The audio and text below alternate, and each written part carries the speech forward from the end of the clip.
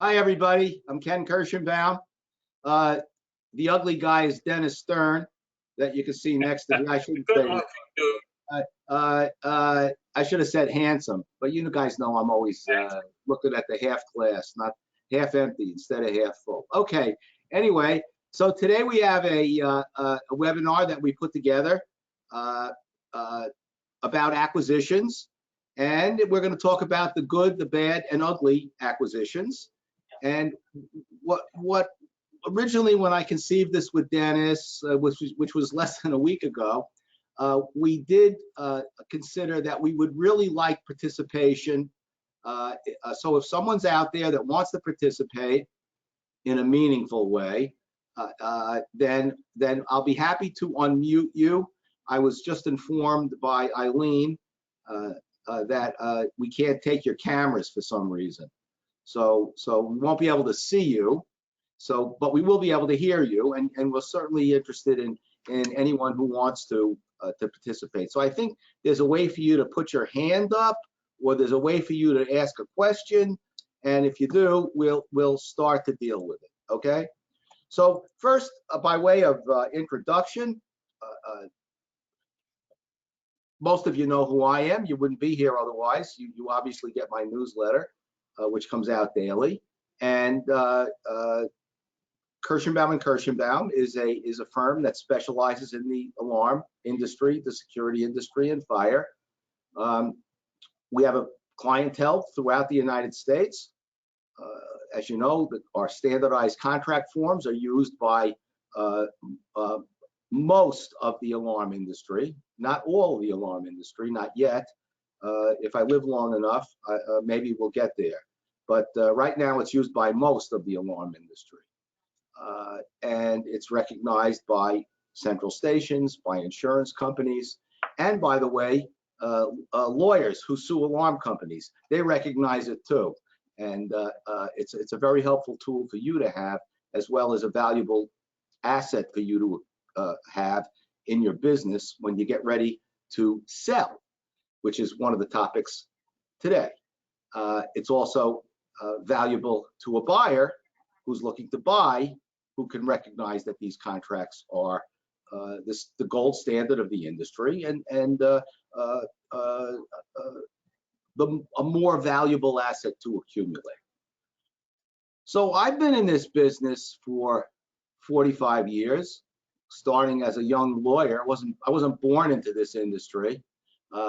Started as a young lawyer, and one of my first clients was an alarm company that like to sue his customers when they didn't pay him. So I got acquainted with this industry that way, and just grew into now thousands of clients.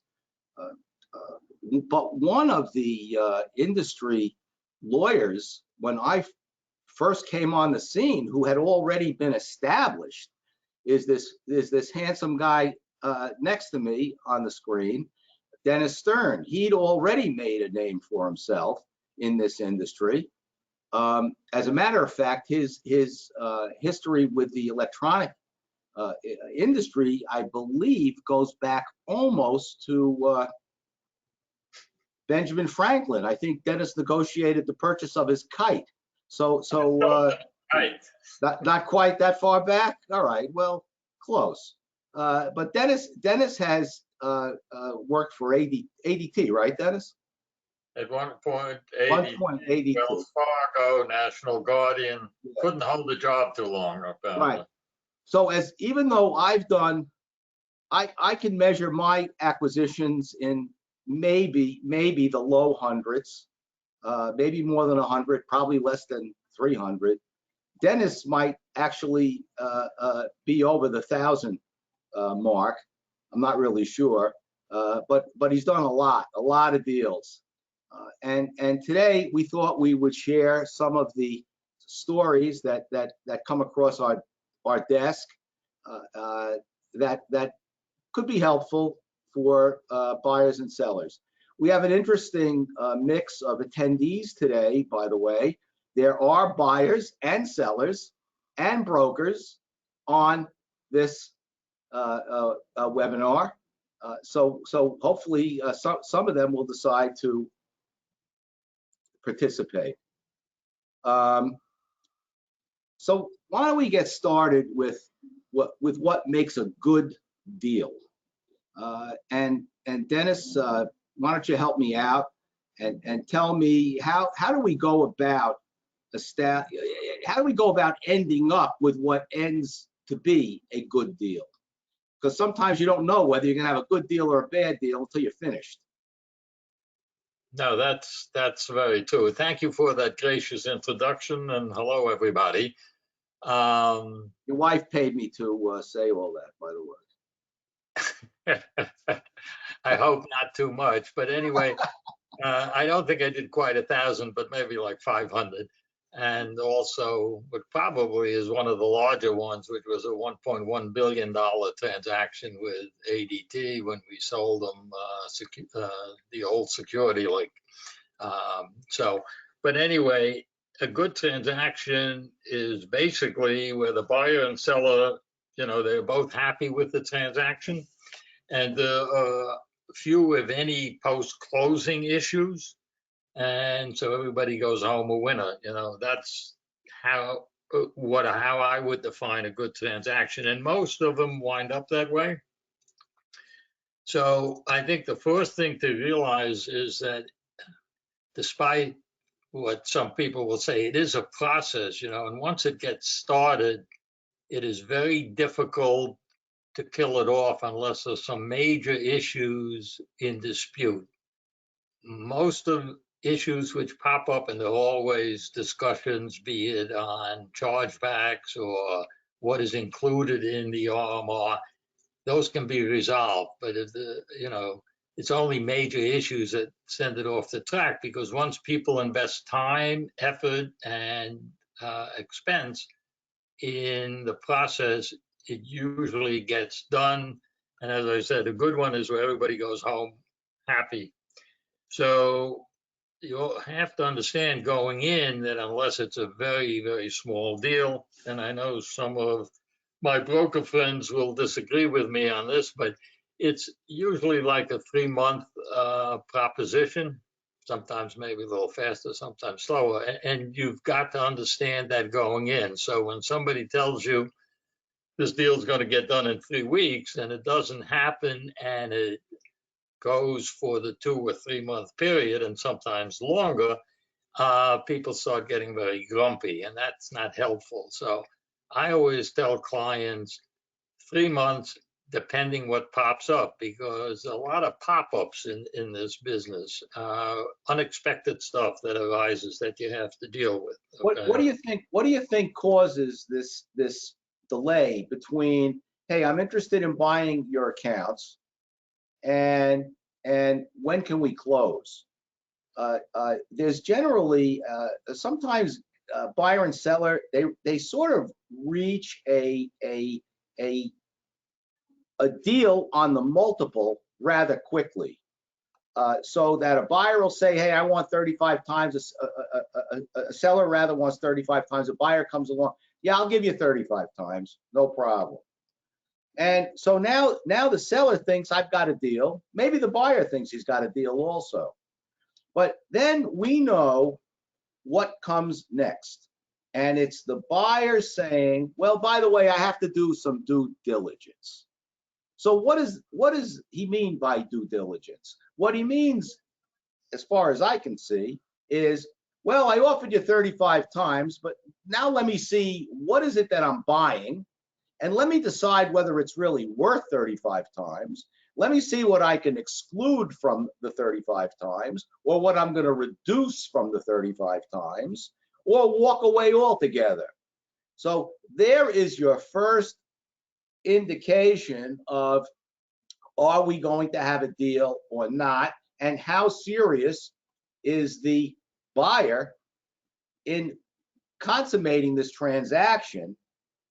So if one of the triggers that I see is when I get a buyer, if I'm representing a seller, that says that they need 9 months to review this deal. And that, where does that show up? It doesn't say, hey, I need 9 months to review the deal. Tell you where it shows up. It shows up in the exclusivity that they require from a seller.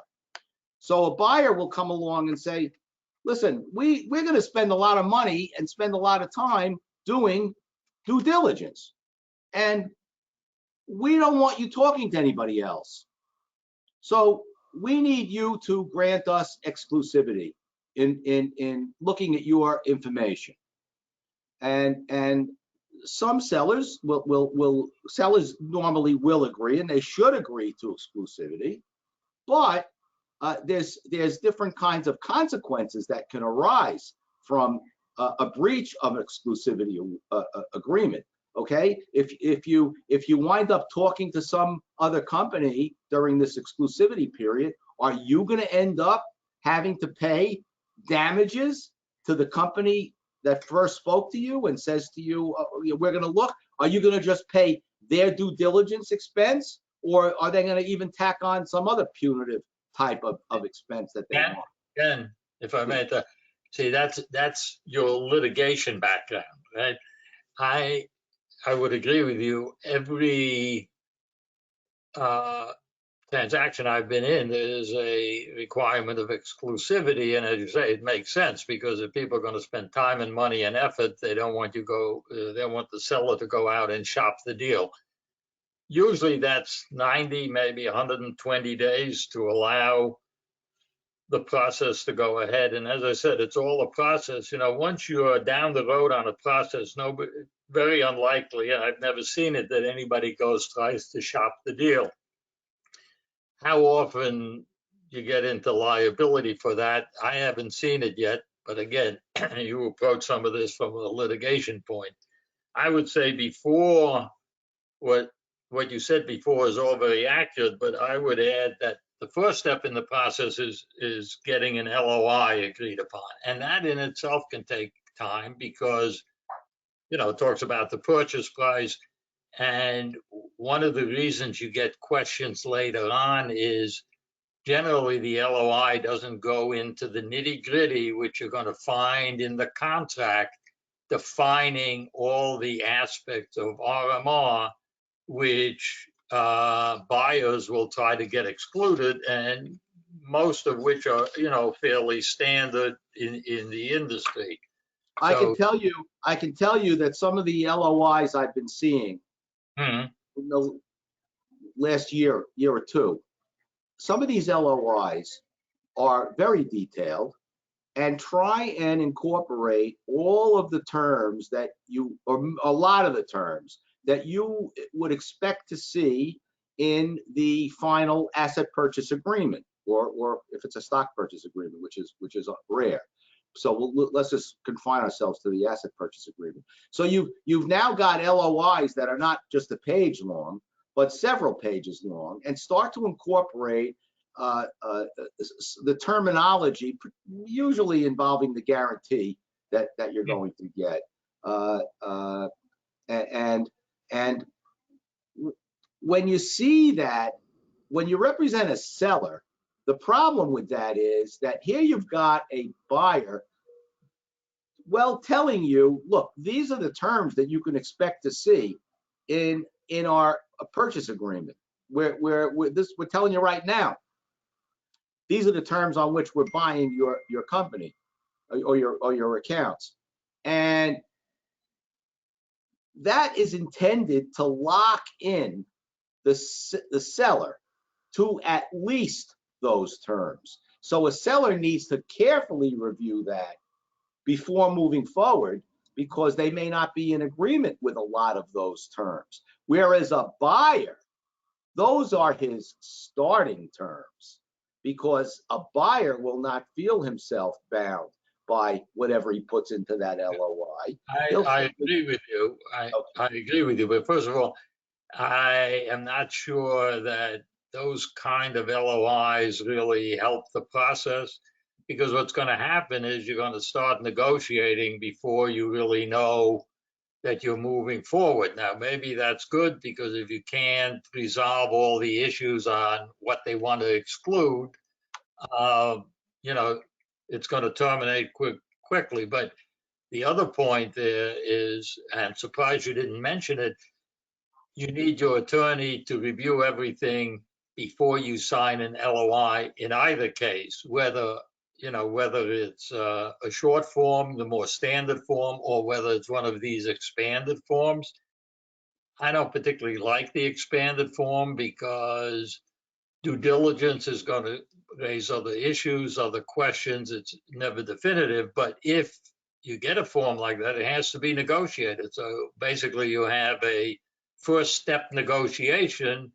Once you get past that, then you're going to get into the contract and you're going to renegotiate a lot. The other thing is letters of intent, 99% of them are non-binding, right? So when you get to the contract, some of those issues may very well be revisited, both by the buyer because of what he found in due diligence, or by the seller because he's reflected on it more and now sees it's going to take a big cut out of what he thought he was getting in terms of the purchase price. Well, wait a minute. Okay, I agree with that, except that it's almost always going to be the buyer that says, wait a minute, this is what I found. You talking to the seller, you made all these representations to me. All the accounts had contracts, all the accounts had 3-day, the residential had 3-day notice of cancellation. You've been carrying E&O coverage. You've been with the same central station. All your bills are paid up.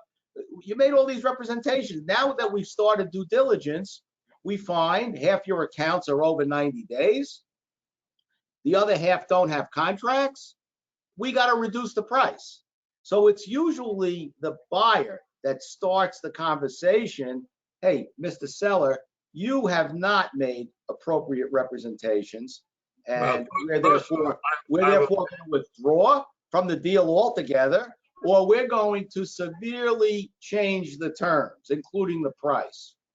Well, I would tell you, I would never have my seller give representations like that in an LOI. It's No, but the seller makes those representations in a handshake before the LOI because they have a conversation. The LOIs don't appear in the mail. There's a conversation that takes place before that. Yeah, but that's basically irrelevant because the contract should supersede and also provide that all those conversations are irrelevant. You got a contract. Ultimately, but we're talking about that process of getting to the contract. Okay, and the process is the LOI, and I would agree with you if it's one of these longer term LOIs or more provisional or has more provisions, then yeah, that's a challenge, and all of those have to be negotiated, even though it's a non-binding, have to be negotiated up front, and that's going to extend the process. One of the things buyers and sellers also have to do is make sure they have a qualified, buyer or seller. I mean, for a seller, the question is, number one, is the buyer familiar with the industry, which can be important in terms of how quickly you can get something done. But more importantly, does he have the financing to do this? Or do they now have to go, once you get an LOI, do they now have to go and get a bank line? And that's obviously can take a fair amount of time. And the main thing is to get have a qualified attorney represent you who knows the industry and knows M&A. That's just you and me, Dennis. There's nobody else. No, probably a few more in the bushes, but quite often you get people who, it's a family friend or it's a golf buddy. And what happens with those, it slows down the transaction because if they don't know kind of what's acceptable or not acceptable or are not familiar with alarm industry terminology, it drags on the negotiations while they go through an education process, all of which the seller is going to get billed for. I mean, I had one where they insisted they would use their local counsel who had at least M&A background, but didn't know the industry. And so then I was retained to look at everything again and give them the industry input. I can't say that's the most effective way to go ahead, but at least they realized they needed somebody with some industry experience to get it done. All right, wait, let me just bring it back a little bit. So one of the problems with this LOI, whether you want to call it a letter of intent or a letter of interest, which is another new term I've heard, which I guess is something less than a letter of intent. But as Dennis pointed out, they are, I would say not 99%, I'd say 100% not binding. That's why someone's gone to the trouble of an LOI. Instead of directly to a contract, which I prefer, by the way. But too many clients come to me, and I'll say us, when they've already signed the LOI. I guess they feel it's okay because it's not binding. But or maybe they think they were able to read it and understand it without realizing that there was so much wiggle room in there that they don't really have a deal yet. So that's dumb, just plain dumb. Okay. A lot of the brokers out there, some of them whom are on this webinar, present their clients with what they call a mutual non-disclosure agreement. I get it. I can't say I get a chuckle out of it because as I get older and grumpier, I'm not laughing about it anymore. What the heck, Dennis? Maybe you can explain this to me. What is a mutual non-disclosure agreement? Can you please tell me exactly what confidential information a potential buyer is giving to the seller? Yeah, no, what is confidential other than the fact, okay, I might want to buy your company. Everything else is none of your business. Yeah, okay? no, I agree with you. The buyer, I mean, I chuckle at those too because the buyer is not opening his books to the seller or anything else. So it's nonsense. But the other thing is, another thing to remember is quite often brokers will get an NDA, but with the broker as opposed to with the seller. And the buyer and seller need to be signing an NDA, which protects the seller. Okay. So it really doesn't make sense for the broker to sign an NDA with the buyer because there's another party involved, the seller. The seller needs the protection. And one of the things, certainly before anybody does due diligence, is a seller needs an NDA. If it's mutual, I think it's, as you say, I don't understand why, but if it's there, it doesn't really matter because, no harm there because they're not getting any information on the buyer. But well, here's the harm. To have an NDA before any information, schedules, anything like that is released to a buyer. Yeah, well, the problem with it being a mutual is that it's the first telltale sign that it hasn't been reviewed by an attorney who knows this industry representing the seller. It's been offered by a broker or it's been presented by a potential by a buyer, and the seller's gone ahead and signed it, and that's the problem. I want to go back to this exclusivity issue because we started to talk about the NDA, non-disclosure agreement. A lot of buyers, and I think a lot of brokers, will present this so-called NDA, mutual or otherwise, and it will. Now I got distracted with someone walking in out of my office. Thank you very much. They'll present this NDA as a exclusivity agreement, and they'll bury it. It'll be buried in there. Now, this LOI that gets presented tips off a seller and a knowledgeable seller's attorney to a lot of things. It really can let you know whether you are dealing with a buyer who really wants to buy the accounts without a lot of difficulty, or a buyer who's going to be a problem. You mentioned before that I wear two hats: transactional lawyer, litigation lawyer. I can't separate the two in my brain. So every transaction to me is approached unlike the way you do it, Dennis, and all the other transactional guys. Your approach is, how do I make this deal? How do I use terminology and come to terms with all these deals, with all these provisions? How do I make this deal? That's not how I approach any of these transactions. While I'm cognizant of making the deal, I am probably more cognizant of how is this deal gonna go south? How is this buyer gonna screw the seller? How is the seller gonna screw the buyer? How is this gonna end up in a dispute either before we close or after we close? That's the way I look at it. And all those loose ends need to be tied up very carefully.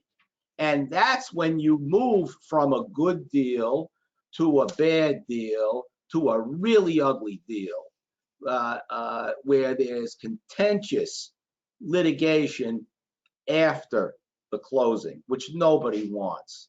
Hey, Ken, you're right. You view it very differently. I view it from the point of, how do we get this done, protecting my client, who also will have to assume some risk. I don't really look to protect the buyer unless I'm representing the buyer.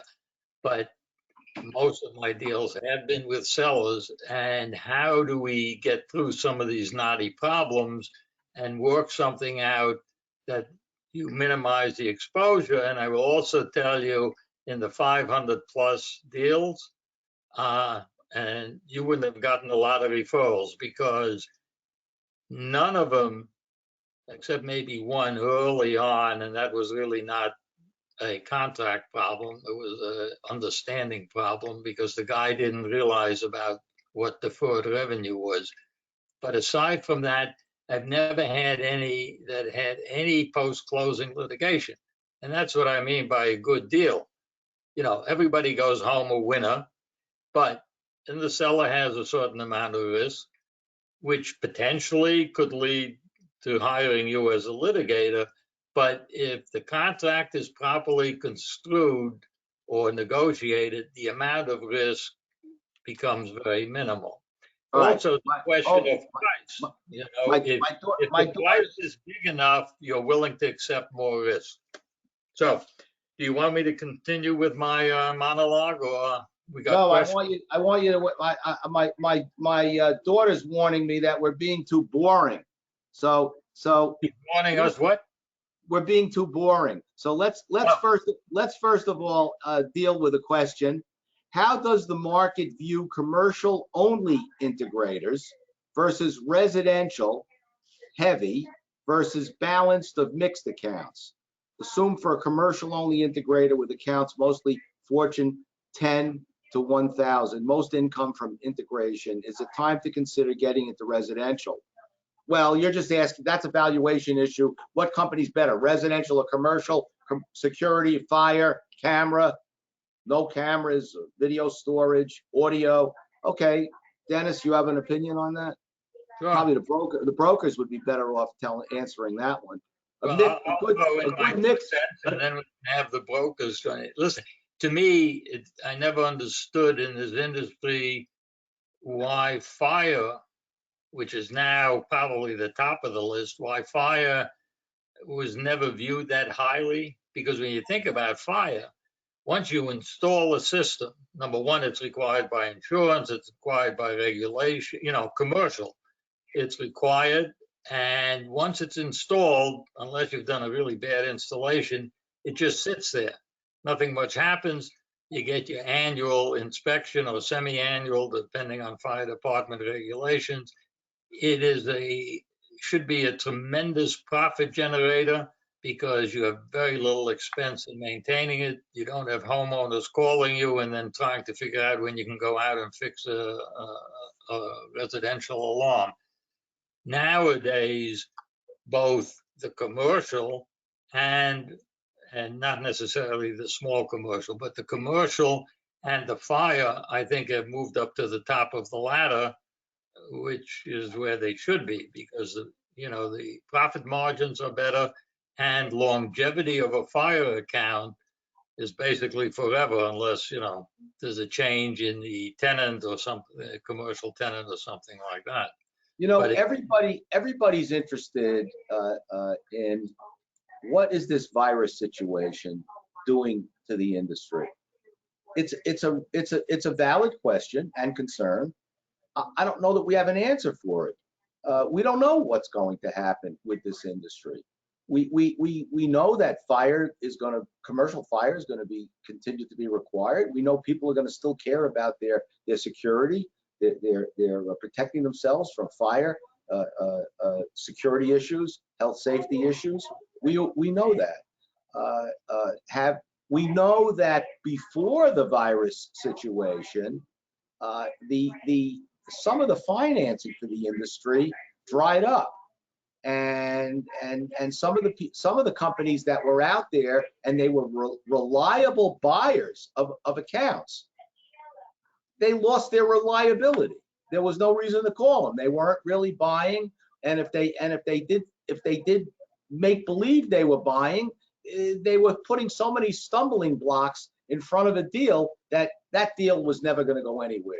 That's sort of my impression. Are there deals being made? Yeah, sure there are. Of course there are. But are they all the same? But there's issues now that have come up. I don't know the answer to that. Maybe some of the brokers would have an opinion and would like to tell us. Hit your question button if you want me to unmute you, and let me know if you want to contribute to this roundtable here, so we can have a few more opinions besides just Dennis and I. What are the reasonable concessions to make the RMR value? Cellular fees, no 3-day notice. What are the reasonable concessions? I'm not sure I understand that question. You're asking about, I think, a valuation. Look, you run. Here's the problem with valuation. When you start to raise certain issues, you're going to get a buyer. An asset purchase agreement is going to have some provisions that say, look, this is what we're going to buy. The account can't be more than 90 days in arrears. The account has to have an approved contract. You've showed us your form. The customer has to have signed it. If it's residential, it needs a 3-day notice. We want to see the 3-day notice. If it's an automatic renewal, we want to see any required notice of automatic renewal that you sent out that complies with the statute for automatic renewal. Now, if you don't meet those 3 things, or whatever number they were, it's not a question of does the valuation come down. It's a question of, can you sell it at all? So you may have a buyer that says, we're not buying anything that does not meet that criteria. Or you may have a buyer that says, well, I offered you 35, but guess what? Now it's 25. I'll buy these accounts for 25. Yeah. Hate to interrupt. Yeah, go ahead. I would tell you, I would approach it from a very different perspective, because first of all, if a lot of the buyers start off with accounts, anything over 60 days is not good. So we generally kick that up to 90. And in my contracts, we usually have a slow pay exception. So if you can establish an account which has been paying you for the last 2 years in 120 days, that's a valid account. You got to look at the account history. So we carve out an exception for slow pay accounts. There's no penalty on those. Obviously, if they in fact don't pay within that slow pay period, which can be 120 days or sometimes 150 days, then you're going to get hit with a cancellation, which probably will be a post-closing adjustment. The other thing is, and again, this is the difference between litigator and not litigator, on the 3-day notice, there are plenty of companies which, number one, never even knew they had to send it, and a lot of companies which didn't. So what we've generally worked out is, hey, listen, that's fine, But, you know, the reality is if this customer has been with you for 5 years, you know, they have a tough time making the argument that the lack of a 3-day notice really meant anything. But the bottom line is you go ahead with it and the seller will indemnify you if that is the basis of a lawsuit. So far, I haven't seen any, you know, and again, especially if the customer has been there for a while, hard for the customer to say, hey, I should have had a right to cancel, because he had a right to cancel at various points. He never did. I think the problem is the issue really Code, I don't think either of those issues, at least I haven't seen that either of those issues affect the purchase price. I'll tell you where it affects it. When you have bank financing and the bankers have a checklist and you can't check that off, there's no financing available. That's it. They'll pull the financing. I don't agree with that either. Okay, well, that's why there's 2 lawyers, you know? Did you hear the old town where there was 1 lawyer, he couldn't make a living, and then another one moved in and they both got rich. That's what makes lawyers. We have to go back a little bit, because this is a good question I wanted to answer, and I want you to start off so I can disagree with you. Can you describe the due diligence process? Do they come in and look at every agreement? Do they do a sampling? Who does this? An alarm industry auditor? Well, one of the things is the due diligence, and it depends. If it's a bank involved, very different due diligence than if it's just a buyer who has the financing, you know, has the wherewithal to do the deal right off. If a bank is involved, the due diligence gets much more intense. If it's not, it's usually they will send one of the gentlemen who does due diligence reviews. They come in for 3 or 4 days, look at the books and so forth, and prepare a report indicating what they found, you know, if they found high cancellations, if they found problems with contacts. One of the things I will tell you, with all respect to my colleague here, is if they have a Kirschenbaum contract, that ends the conversation of reviewing contact forms, because not only the guys who do the due diligence reviews, but the banks too, as Ken said, it is the gold standard. So if you have a contact which says Kirschenbaum and Kirschenbaum up on the left side, that makes the process a lot easier and a lot more acceptable. If you have a lot of old forms, that becomes more of a challenge. But generally, the review is of 10 to 20% of the account contact base, depending on the size of the deal and so forth. And they usually include in that, they select, you know, the big accounts to make sure they look at those. And that's about it. Now, under the bad deals, I was going to tell you about one where this company, they review every contact, and they were doing a deal where there were several thousand contacts. So that clearly slowed the process.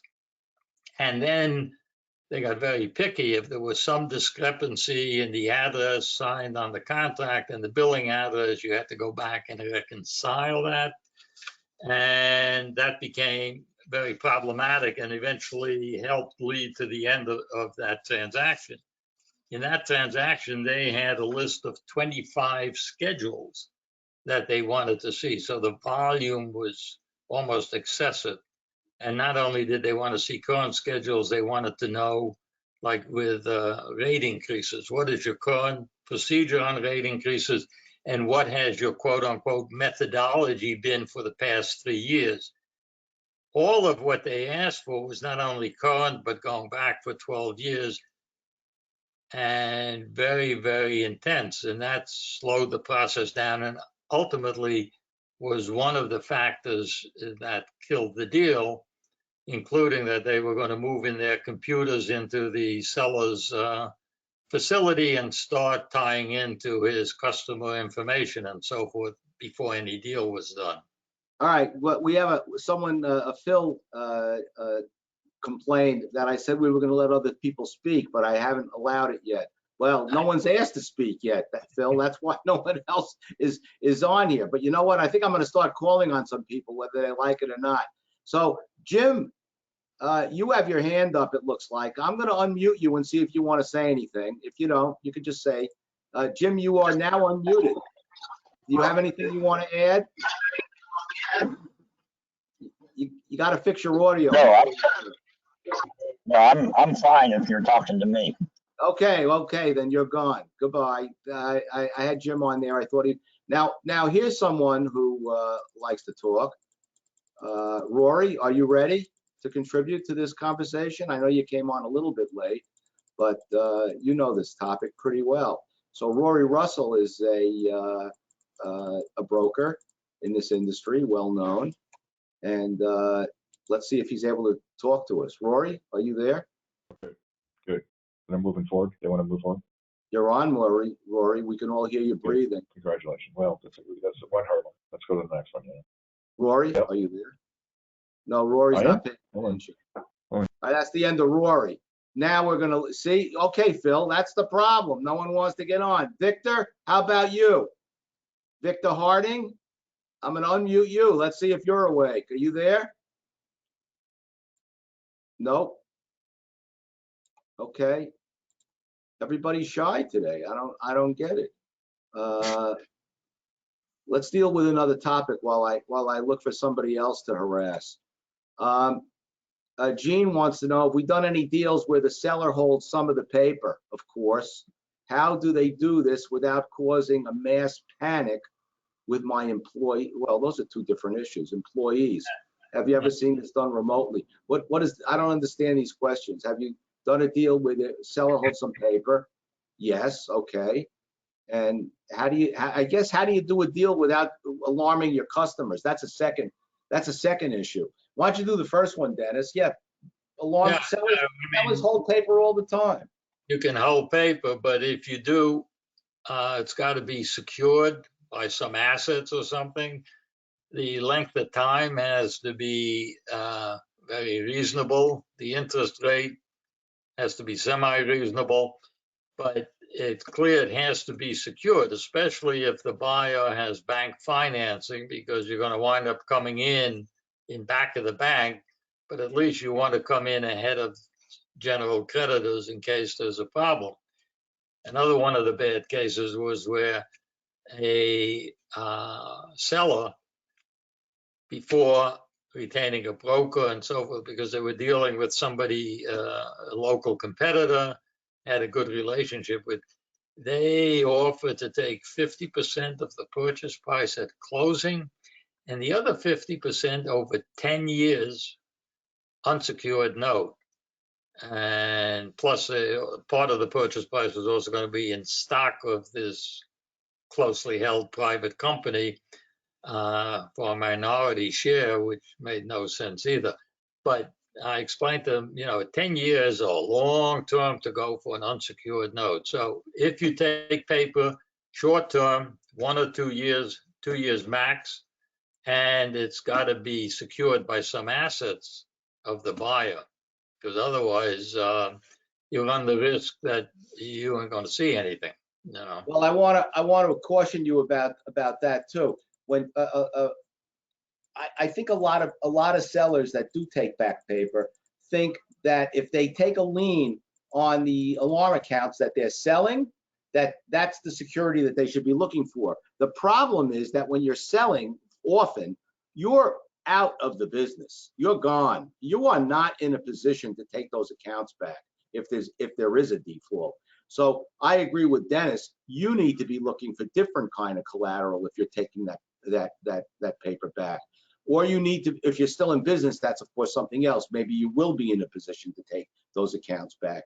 But you have to be very careful. You need to get enough collateral, enough money rather, on the deal so that you're not 100% financing, unless you really know the background and finances of a buyer. And then confidential information from the buyer may be appropriate.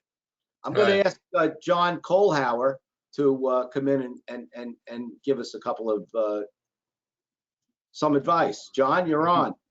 Hello, Ken and Dennis. Hello, My, John. Dennis and I, about 25 years ago, did what we still call the deal from hell, and with a very difficult client. But the reason it went through is because Dennis and I had a lot of patience and worked together well. And I think sometimes it's the ability of the attorneys and brokers to work to kind of get through some of these hard places with clients that, frankly, in most times it's their first transaction and they really are nervous and concerned. And I think part of our job is really to hold their hand through the process. But having said that, I want to get back to something that Ken and Dennis talked about earlier, and that is the letter of intent. I'm a strong believer that that a deal can be much smoother when there's a lot of attention paid to the letter of intent, so that everybody's expectations are basically governed right from the beginning of the transaction. Because what I find is that if there are things that are undefined in that letter of intent, and then all of a sudden the asset purchase agreement comes along and has a lot of extra issues in it that the parties didn't consider up front, I think that's where a lot of the friction comes in, and that's where some of the difficulty is. So I just wanted to say that I like to spend a lot of time and attention on that letter of intent. Okay. Dennis, someone would like you to continue your description of valuation for fire versus commercial and residential. Okay. Before I do that, just there was the other question about, and I'm not sure about notifying employees or customers, but notifying employees can be a big problem, and people handle it differently based on their relationship with their employees. The other problem that ties into due diligence, when people come in to do due diligence, how do you structure it so that it doesn't signal people that something unusual is going on? And sometimes you can get and convince people to do due diligence off-site, especially in this electronic age. But if you need people on staff to help pull the stuff together, you've got to be very careful who you bring into that circle so that word doesn't spread prematurely and you're going to start getting an exodus of employees. I mean, I had one case where they told them months in advance, and lo and behold, when they got to the end of the road, they didn't have many employees left, and for other reasons the deal imploded, but then they had nobody around to do any of the work. So you got to be very careful, and it runs the gamut from people who tell them tell all the employees shortly before the closing, the others who do it right at the, right after the closing. So that depends. In terms of valuation, and by the way, I think you're going to see a tick up in transactions after we get a little further through the COVID-19, because I have a feeling there are going to be some security companies that are not going to make it and are going to be up for sale.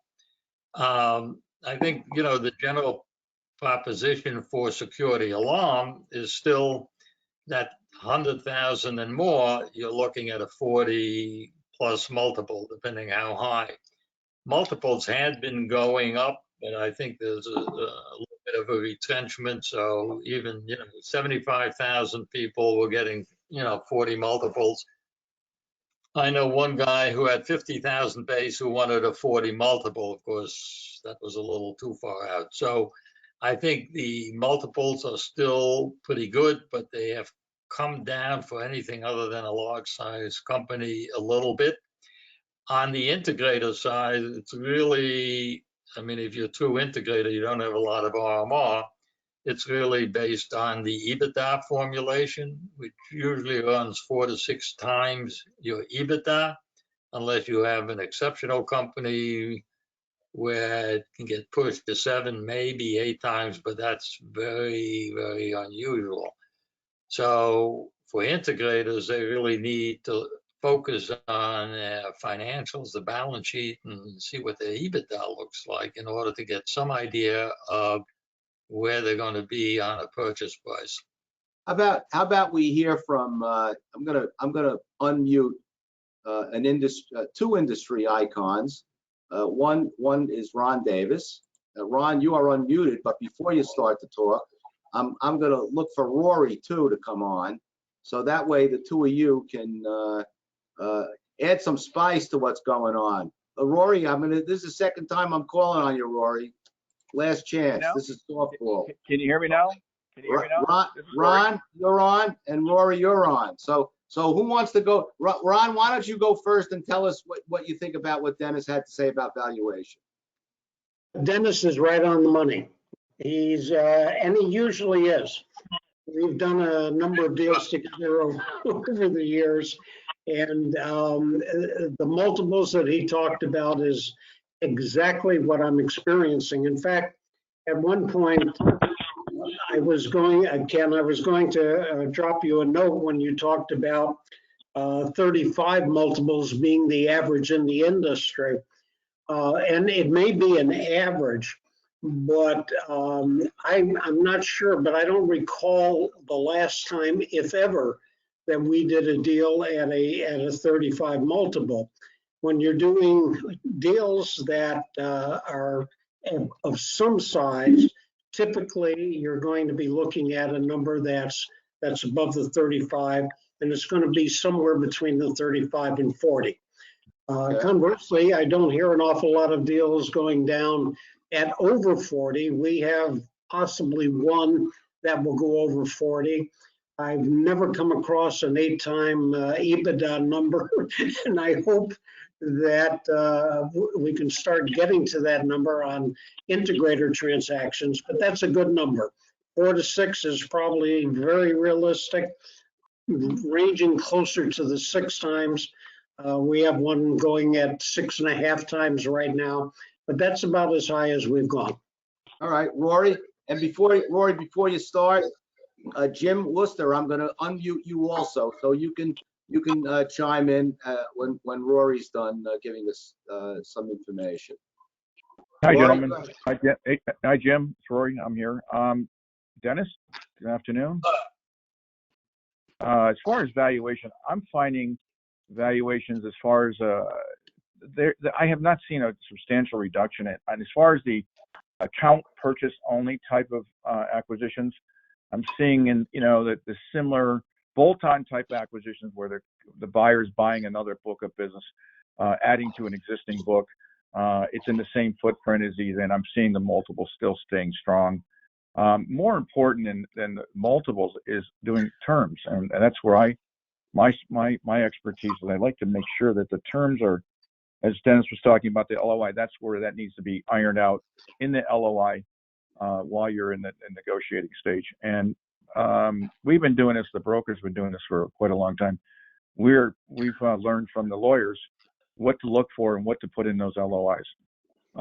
We definitely want to bring in the attorneys at some point in time, but we feel that to keep the deal moving and not to stall it and crash it and burn, I prefer to keep the attorneys out of the LOI. And you guys aren't going to agree with me on that, but that's just the way it is, boys. I'm sorry. Hey, I got to pay me always first. Likes to blame problems that he encounters in deals on the attorneys. Doesn't. Yeah. Well, we're gonna make sure we get the deal down the road, okay? But it definitely we try to eliminate that. All you want us for is to come with our notary stamp to acknowledge the signature at the end of the deal, right? Exactly. Yeah. Whatever. Right, here's a question from Rory. Wait, Rory. There's a question. We got a question directed to you and Ron, because I see they don't trust me or Dennis. What kind of number do you see being imposed for accounts that will need their radios changed? A per radio number at the buyer's price, or also when backing out of the cellular provider's charges, do they do that at my rate or theirs, which is likely to be lower because of volume? Okay, I guess we're talking about what components go into the RMR calculation. If it's an alarm.com, real quick, guys, I was speaking with him at the Breakers Conference, the gentleman from alarm.com. If the gentleman's paying $6 a month or $7, the seller's paying $7 a month, the buyer will have to pay $7 a month. He will not reduce that amount. So whatever the amount is that the seller is paying for the alarm.com, is what's going to be needed to be used as a deduct on the alarm.com. Okay, so even though the buyer might be paying $5, the alarm.com count will not be reduced to that figure. It'll have to stay at the 7. That's according to the gentleman at alarm.com. So you'll have to use the $7 figure. So does that answer your question as far as the deduct? Yeah, You want to know assuming that the deal does call for a reduction of RMR for those charges. Some deals may not. Some deals actually still will use the gross RMR. Not many, and I don't think it's a smart way to do it, but that's also a possibility. Keep that in mind. Right. Ken, another way to look at this is that typically lawyers negotiate deal points. Brokers negotiate installation and operational opportunities. We've seen where buyers have waived all charges for pass-through charges such as alarm.com. And that's a negotiated deal, as opposed to one that you have lawyers arguing about the legality of it versus not doing it. Well, that's an interesting comment. I don't think it's a question of legality. That's a business term. Are you going to exclude those amounts or not? So that is always a negotiating point. In most cases, I've seen, they wanted to exclude it. Sometimes you can carve some of it out. On the earlier question, if you, like when we were converting from 3G to 4G, and you had to switch out gear and so forth, that was a negotiation. And sometimes if it was only 50 accounts, the buyer would eat it. Other times it was a set price of maybe $75 for switch out, on the understanding that the buyer would also pick up potentially some additional installation charges or sell some additional equipment. So again, that was one of those things that gets worked out to where the point that both parties can agree to them. And there's no ironclad rule of what kind of charge you're going to assess for that. That's a negotiation. Hey, Jim Worcester, what's up? You have anything to add to this? Hi, Ken. Thanks. Hello, Dennis. Just one item to kind of circle back when you were talking about what's going on right now in light of the pandemic. What we're seeing as a lender on these deals is that a lot of transactions were started pre-pandemic, and now the buyers and sellers are trying to figure out if they can finish them while we're in the pandemic.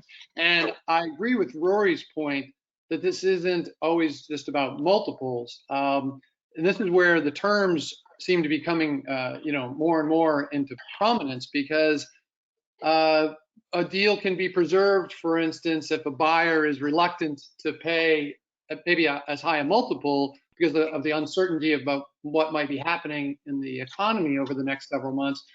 But perhaps if they can get a larger holdback, they'll stay with that multiple, or a holdback for a longer period, for instance. So Jim, I agree with that, Jim. Yes. So this is kind of what we're seeing right now on the deals that are trying to get pushed forward in the midst of this pandemic, that the terms, not necessarily the multiple, but rather the terms are getting a little bit more open for negotiation. Okay. For those of you that don't know, Jim is the guy that provides other people's money for you to do an acquisition. So he has to be careful about how that money is spent, and has his own provisions that I'm sure he requires on a deal before it consummates, right? That's right. But what I do want to say is we are getting deals done during this time. Where everybody's just being a little more creative and a little more back and forth, but we are getting deals done right now. I as well. I'm getting deals done as well. This is Rory, by the way. Being creative, dealing with the COVID-19. Yes. Well, it's going to be interesting to see how we all move forward during this virus. You know, I have a pretty interesting view from my office, which you can't see, but I look out upon Roosevelt Field, which is a major mall, and it's empty. And I know that plenty of stores are going to close. The closest one to me is Neiman Marcus. That's going to close. On the other side is Penny's. They may stay open. I'm not sure. But a bunch of restaurants, this whole world's going to change for the alarm industry as well. You know, it's interesting. For the most part, this industry has remained open during this crisis. One of the reasons that my office remained open, our clientele, probably 80% of our clientele is either in the alarm business or the medical field. So both essential businesses or practices, and therefore we were able to stay open in order to service our clients. And so I've felt it a little bit differently than I think a lot of other people have. Also, haven't gotten sick yet, thank God. But I'm sure a lot of businesses have different kinds of experience. Also, I'll tell you, and some people criticized it. My firm also had a PPP program, Paycheck Protection Program, and we had a lot of clients sign up for that. And I'm happy to say all of them were funded, and all of them are going to end up with we hope 100% forgiveness on these loans that they got, and that too makes a difference to this industry, especially when you consider that the industry stayed open and you were able to work, you were able to generate money. Not everybody. I spoke to an alarm guy yesterday, said he wasn't able to keep all his people working. Look, a lot of jobs shut down, and so that was a problem. They weren't able to send people to work. Residential customers don't want you coming into their home. They're concerned about it.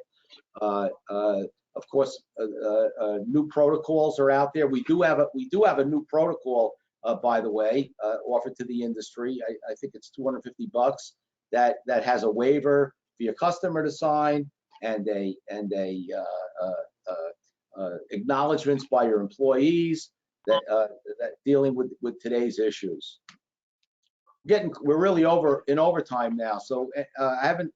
Anyone who's been on want to have any closing remarks or like to say anything? This is Rory. What we got to do right now, if you're looking to get a deal done, it can be done. We just got to be open-minded, like Jim was saying, like Ron's saying, and John Cole Howard there. It's just we all have to be positive and keep the stinking thinking out of the deal, and work with the buyer and work with the seller. It's got to be a win-win situation, and it can be done with the monies available out there today. The terms are great with the monies. We're in a great industry, guys. I mean, here we are. We're doing business in a recession/depression. I mean, this is a great time still to be in our business, and it's going to get even better as time goes on. More and more need for our services will be in the future. So, with that being said, thank you for having me part of this conference today. Great. Well, thanks. That was a nice optimistic way to close out. So last chance. Anybody? Dennis, want to say goodbye?